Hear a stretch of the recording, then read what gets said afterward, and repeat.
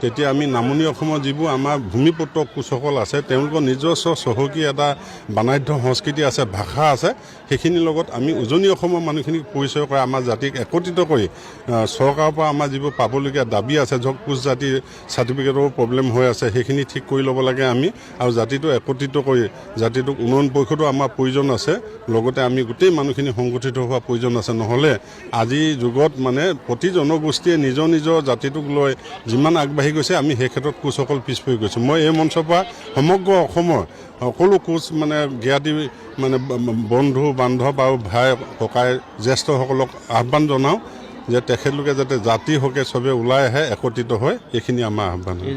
মানে আমি চৰকাৰৰ ফালৰ পৰা মিনিষ্টাৰ শিক্ষামন্ত্ৰী ডক্টৰ ৰণীশ পেগুকো আমন্ত্ৰণ জনাইছোঁ, আৰু আমাৰ বিত্তমন্ত্ৰী অজন্তা নিয়োগকো জনোৱা হৈছে। তেখেতলোকে আহিব পাৰে নোৱাৰে সম্পূৰ্ণ কোৱা নাই, তথাপি সময় সুযোগ হ'লে আহিব।